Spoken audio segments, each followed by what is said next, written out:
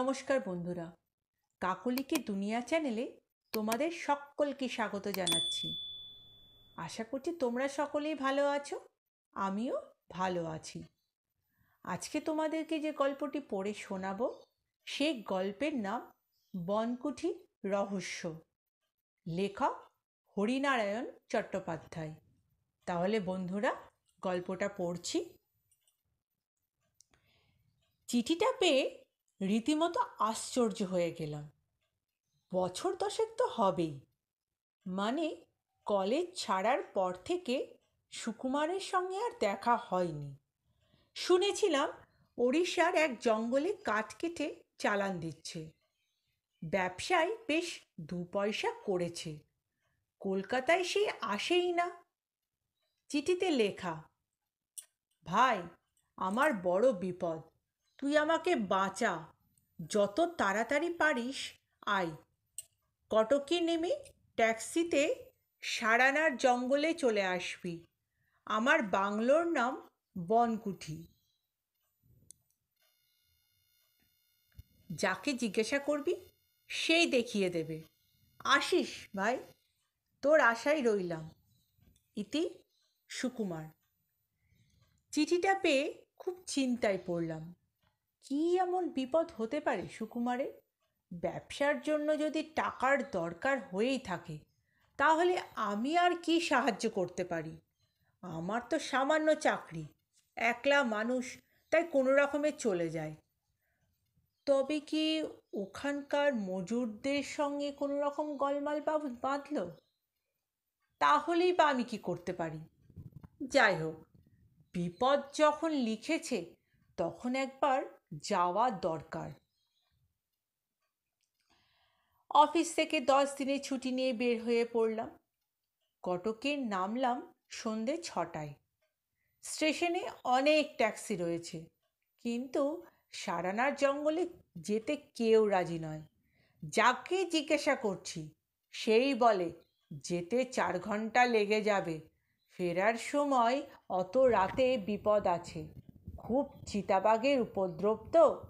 দু একজন বলল রাতটা ওয়েটিং রুমে কাটিয়ে সকালেই যাবেন। ভেবে দেখলাম ঠিক হবে। নতুন জায়গা, বিশেষ করে জঙ্গলে রাতে না যাওয়াই ঠিক। ওয়েটিং রুমে রাতটা কাটিয়ে সকালে ট্যাক্সি ধরলাম। শহর ছাড়িয়ে বেশ কিছুটা যাবার পর জঙ্গলে এক এলাকা শুরু হলো। বড় বড় শাল আর কেদর গাছ, ঘন লতার ঝোপ। সূর্যের আলো প্রায় বন্ধ এখানে। দিনের বেলাতেই আবছা অন্ধকার। একটু এগিয়ে ট্যাক্সি থেমে গেল। আর পথ নেই। কি হলো? আর রাস্তা নেই, আপনাকে হেঁটে যেতে হবে। সারানা জঙ্গল কত দূর? এই তো শুরু হলো। ট্যাক্সি ড্রাইভার আঙুল দিয়ে ফলকের দিকে দেখিয়ে দিলেন। তাতে লেখা সারানা জঙ্গল। জিজ্ঞাসা করলাম, বনকুঠি কতটা দূর হবে? তা বলতে পারবো না, আপনি নেমে খোঁজ করুন। অগত্যা ভাড়া মিটিয়ে কাঁধে ঝোলা আর হাতে সুটকেস নিয়ে নেমে পড়লাম। সরু পায়ে চলা পথ ক্রমেই সংকীর্ণ হয়ে এলো। ঝিঝির একটানা শব্দ, নাম না জানা পাখির কর্কশ ডাক, বাতাসে পাতা কাঁপার শিরশিরানির আওয়াজ। এই অজগর জঙ্গলে সুকুমার থাকে কি করে? অর্থের জন্য মানুষ বুঝি সব কিছুতেই অভ্যস্ত হয়ে যায়।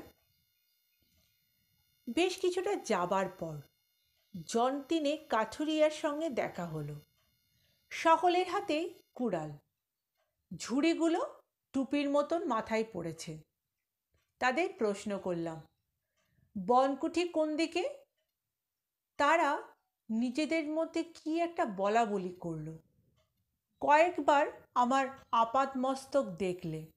তারপর একজন বলল, বনকুঠি সোজা ডান দিকে, পুকুরের পাশে। চলতে চলতে লক্ষ্য করলাম কাঠুরিয়ারা একটা গাছের নিচে দাঁড়িয়ে আমাকে দেখছে। গভীর জঙ্গলে নতুন লোক দেখে তাদের কৌতূহল হওয়াই স্বাভাবিক। একটু হাঁটতে লাগলাম। ঘামে সমস্ত শরীর ভিজে গিয়েছে। শহরের লোক এতটা হাঁটা অভ্যেস নেই। পা দুটো টনটন করছে। একটু এগোতেই পুকুর দেখা গেল। পুকুর নয়, বিরাট ঝিল। জল দেখা গেল না, পদ্মপাতায় ভর্তি। তার পাশেই একটা বাংলো, একতলা। চারপাশের রঙের সঙ্গে মিলিয়ে বাংলোর রঙও সবুজ। ছোট গেট, গেটের উপর একটা লতা উঠেছে, তাতে বেগুনি রঙের থোকা থোকা ফুল। চমৎকার বাংলো। পথের কষ্ট যেন নিমেষে মুছে গেল। গেটের কাছ বরাবর গিয়ে নজরে পড়ল একটা কাঠের উপর সবুজ রং দিয়ে লেখা বনকুঠি। গেট ঠেলে ভেতরে ঢুকেই দাঁড়িয়ে পড়তে হলো। দরজায় তালা ঝুলছে। তার মানে সুকুমার নেই, বেরিয়েছে। কতক্ষণ অপেক্ষা করতে হবে কে জানে। সুটকেস আর ঝোলা পাশে রেখে দেয়ালে হেলান দিয়ে বসে পড়লাম। বেশ ঝিরঝির বাতাস বইছে। ক্লান্ত হয়ে ঘুমিয়ে পড়েছিলাম। যখন ঘুম ভাঙল, ঘড়ি দেখে চমকে উঠলাম। 2 ঘন্টা পার হয়ে গেছে, তখনও দরজায় তালা ঝুলছে। বুদ্ধি করে ঝোলার মধ্যে পাউরুটি আর কলা এনেছিলাম। কটক স্টেশন থেকে ফ্ল্যাস্কে গরম চা ভরে নিয়েছিলাম। আপাতত তাই খেয়ে প্রাণ বাঁচালাম। নেমে কিছুক্ষণ পায়চারি করলাম। সব জানলা বন্ধ। সেটাই স্বাভাবিক, এই ঘন জঙ্গলে কেউ জানলা খুলে বাইরে যায় না। জানলা দিয়ে বাইরে থেকে সাপখোপের ঘরের মধ্যে ঢুকে পড়ার 16 আনা সম্ভাবনা। আরও 2 ঘন্টা কাটল। সুকুমার কলকাতায় চলে গিয়েছে। আমি তো যে আসবই সেটা তো তার জানবার কথা নয়। তবুও চিঠি যখন আমাকে দিয়েছে, তখন তার 2-1 দিন অপেক্ষা করা তো উচিত ছিল, তাই না? দরজার কাছে এগিয়ে গেলাম। খুব কম দামি মরচে পড়া তালা ঝুলছে। জোরে কয়েকবার টানতেই তালাটা খুলে এলো। বাড়ির মধ্যে ঢুকলাম। একটা খাট, বিছানা পাতা, একপাশে আলমারি, বোধ হয় কাপড় জামা রাখার, একটা গোল টেবিল, একটা চেয়ার। খিদেই চোখে অন্ধকার দেখছি। ছুটে রান্নাঘরে গেলাম।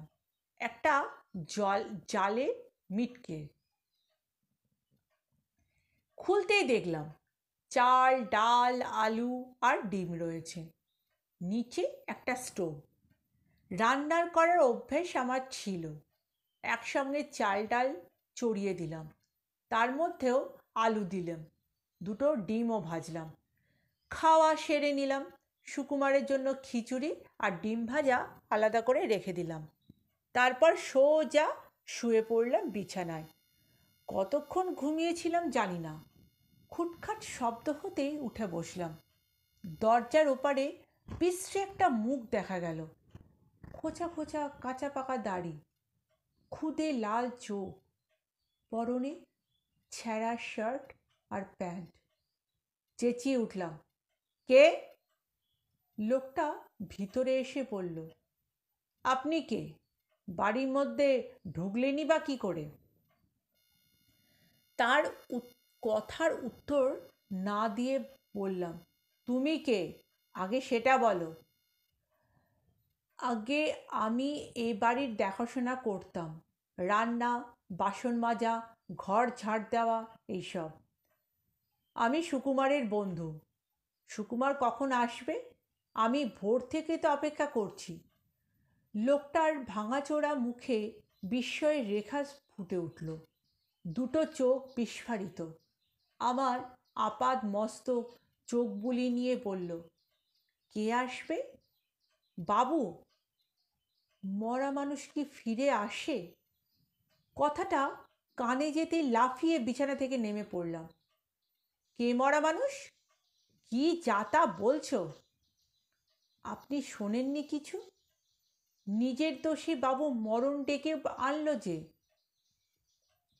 মাথার মধ্যে সব গোলমাল হয়ে গেল। সুকুমার নেই। যে বিপদের ভয়ে সে আমাকে চিঠি লিখে আসতে বলেছিল, সেই বিপদই বুঝি তাকে গ্রাস করল।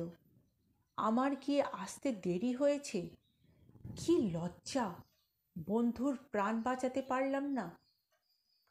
লোকটাকে বললাম, সব ব্যাপারটা খুলে বলো তো, আমি তো কিছুই বুঝতে পারছি না। লোকটা মেঝের ওপর বসল, খুব নিচু গলায় শুরু করলো। বাবু তো কাঠের কারবার করতেন। জঙ্গলের একেবারে শেষের দিকে একটা গাছ আছে, সেটাকে আমরা তোঙ্গা গাছ বলি। সে গাছ কেউ কাটে না, তাতে অপদেবতার বাস। কাঠুরিয়া কেউ সে গাছ কাটতে রাজি হলো না। সবাই চলে এলো জঙ্গল থেকে, কিন্তু বাবু নাছোড়বান্দা। বলল, এই জঙ্গলের সব গাছ আমি ইজারা নিয়েছি, কোনো গাছ আমি ছাড়ব না। বাবু কুড়াল নিয়ে নিজেই তার ডাল কাটতে শুরু করলেন। গোটা তিনেক ডাল মাটিতে লুটিয়ে পড়ল। কাটা জায়গা দিয়ে রক্তের মতন আঠা ঝরতে লাগলো। আমি জোর করে বাবুকে টেনে বাড়ি নিয়ে এসেছিলাম। তারপর কি তারপর? পরের দিন ভোরে এসে দেখি সদর দরজা খোলা। বাবু মেঝের ওপর পড়ে আছেন, চোখ দুটো যেন ঠিকরে বেরিয়ে হচ্ছে। বাবুকে কেউ গলা টিপে মেরে ফেলেছে। বাবুর হাতের মুঠোয় তঙ্গা গাছের ছোট্ট একটা ডাল। বললাম, তার মানে সুকুমারকে ডাকাতে মেরে ফেলেছে? না বাবু, এখানে চোর ডাকাত নেই। এত গভীর জঙ্গলে কে আসবে ডাকাতি করতে? ডাকাত হলে বাবুর টাকা কড়ি জামা কাপড় নিয়ে যেত না? কিচ্ছু কেউ ছোঁয়নি। তাছাড়া বাবুর আর এক হাতের মুঠোয় একটা কাগজ ছিল, তাতে লেখা, তোঙ্গা বাবার কোপ থেকে আমাকে বাঁচাও, আমার বড় কষ্ট হচ্ছে। তোঙ্গা গাছের শক্ত ডাল আমার গলা চেপে ধরেছে। উফ! কাগজটা কোথায়? এই যে বাবু। লোকটা উঠে রান্নাঘরে গিয়ে একটা হাঁড়ির মধ্যে থেকে ডায়েরির একটা ছেঁড়া পাতা নিয়ে আমায় দিল।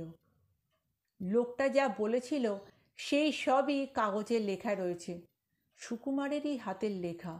জিজ্ঞাসা করলাম, তুমি বাংলা পড়তে পারো? বলতে পারি বাবু, পড়তে পারি না। তবে এ লেখা পড়লে কি করে? আমি তো পড়িনি বাবু। পুলিশের লোক এসেছিল খবর পেয়ে, তাদের মধ্যে একজন বাংলা জানতো, সেই পড়ে শুনিয়েছিল। কাগজটা আমার হাতে ফেরত দিয়ে বলেছিল, যত সব আজগুবি কাণ্ড। কথাটা হঠাৎ আমার মনে পড়ে গেল। সব ব্যাপারটা কেমন রহস্যজনক, অলৌকিক ব্যাপার। আমার মোটেই বিশ্বাস নেই। কতদিন আগে এটা হয়েছে? লোকটা হিসাব করে বলল, তা দিন 15 তো হবেই। মিথ্যে কথা, ধমক দিয়ে উঠলাম।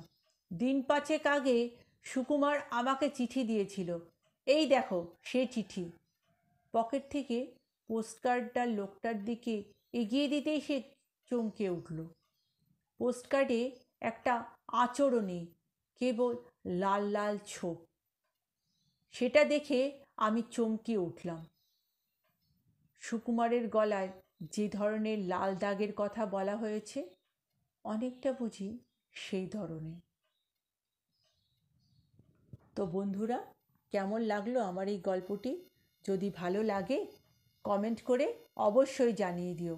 আর আমার চ্যানেলটিকে লাইক আর সাবস্ক্রাইব করতে ভুলো না যেন, ঠিক আছে? আর পারলে সবার কাছে শেয়ার করে দিও। আজকের মতন বিদায় নিচ্ছি। সবাই ভালো থেকো কিন্তু।